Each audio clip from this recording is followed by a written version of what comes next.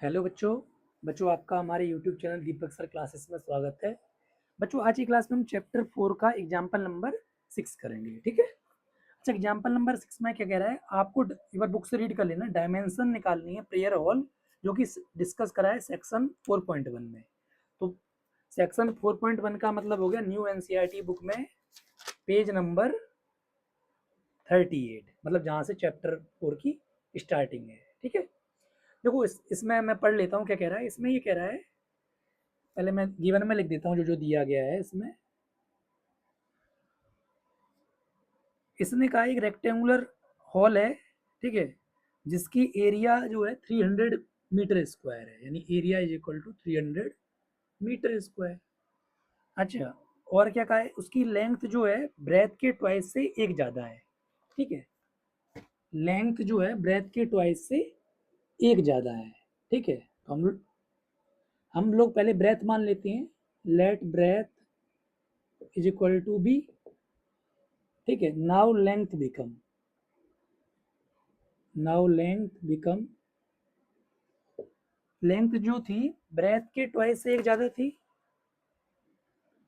Length one more than twice its breath. हाँ, यानी breadth length जो है ब्रेथ के ट्वाइस से एक ज्यादा है। ठीक है, ये भी मीटर में, ये भी मीटर में। अब आपको पता है रेक्टेंगल की जो एरिया होती है वो एल इंटू बी होती है। समझ में आया? तो area of rectangle, sorry, L into B कह सकता हूं मैं, लेंथ इंटू ब्रेथ। एरिया 300 है, लेंथ हमारी 2b+1 है, ब्रेथ हमारी b है। b का मल्टीप्लाई होगा 2b² plus b, 300। 2b² + b -300 is equal to 0। एक बार देख लेते हैं, शायद इसने क्वेश्चन बनाने को बोला था या फाइंड आउट करने को भी बोला था। एग्जाम्पल 6, हाँ, फाइंड आउट भी करना है। ठीक है, डायमेंशंस निकालनी है ना। ठीक है, समझना। अब हम इसमें स्प्लिटिंग द मिडल टर्म लगा देते हैं। सुनो, 300 इन दोनों का मल्टीप्लाई करेंगे विथ साइन, तो -600 b² होगा। ठीक, अब इसके ऐसे फैक्टर करने हैं 600 b² के कि जिनका सम b आए। ठीक है, अब सुनो, अब ऐसा केस तो हम लोग एक काम करते हैं, इधर 600 ऐसे लिख लेते हैं। ठीक, समझ में आ रहा है? 2 से डिवाइड करा 15 बार में, 2 से करा, 2 7 जा 14, 2 5 जा 10, 3 2 जा 6 और 1 7, तो 3 5 जा 15, 5 5 जा 25, 5 1 जा 5।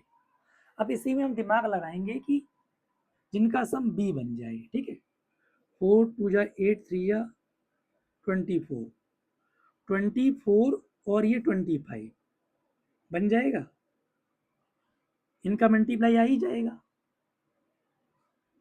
हाँ, ठीक है, बन तो गया।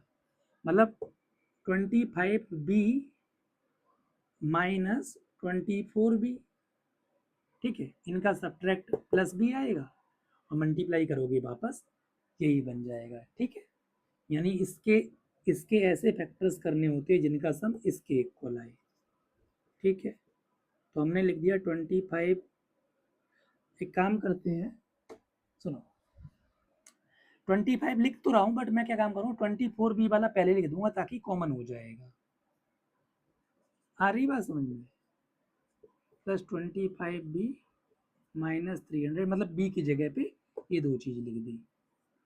ठीक है, अच्छा सुनो, इन दोनों में 2b कॉमन ले लूँ तो b बचेगा और ये 12 बचेगा।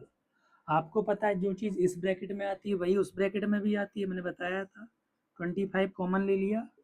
ठीक है, तो चीज 5 यही आएगा। ठीक है, 25 कॉमन ले लोगे, कुछ गड़बड़ हो गया क्या? 150।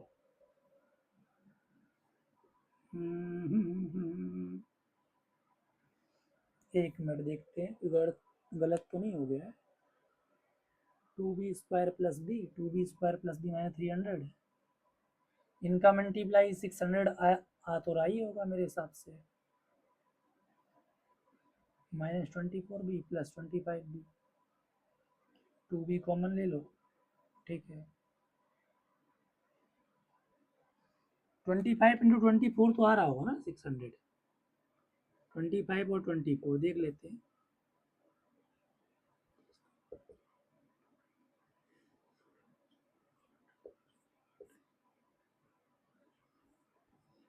आ तो रहा है, तो गड़बड़ कहाँ हो रही है? 2b कॉमन लिया तो यहाँ पे b बचा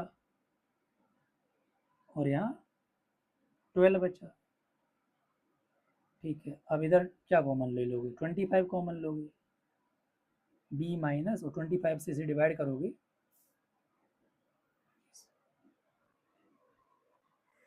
12 ही आएगा।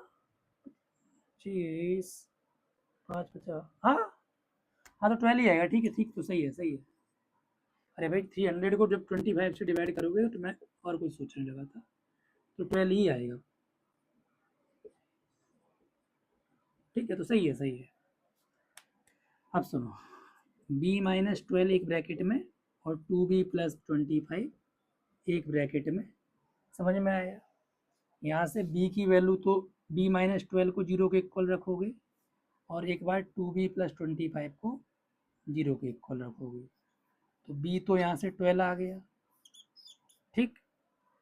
और ये जो आएगा ये माइनस में आएगा, सीधी सी बात है, 2b is equal to minus 25, तो b माइनस में आएगा तो उसे हम नेगलेक्ट कर देंगे,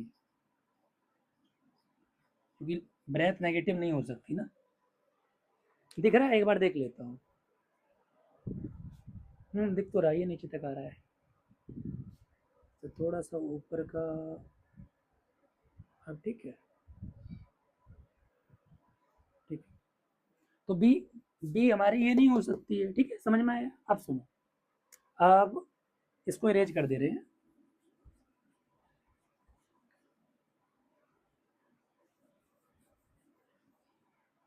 अब इस बी की वैल्यू, अब सुनो, ब्रेथ आ गई, ठीक है।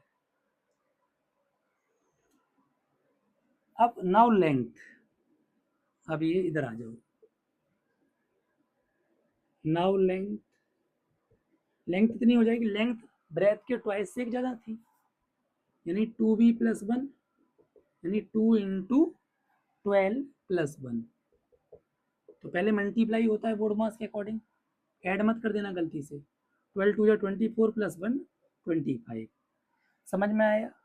तो हम लिख सकते हैं hence length and breadth of, playground था ना, देख लेते हैं।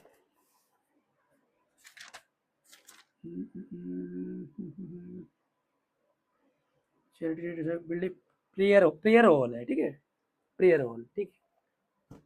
Length and breadth of prayer hall, length and breadth of prayer hall are 25 metre and 12 metre respectively, समझ में आया? तो बस यही तरीका है, और कुछ टफ नहीं है, बस आप कॉन्सेप्ट को समझते चलो, सारी चीज़ें होती जाएंगी, ठीक है, समझ में आया? ठीक है, देख लो, समझ लो, फिर आगे क्वेश्चंस करते हैं।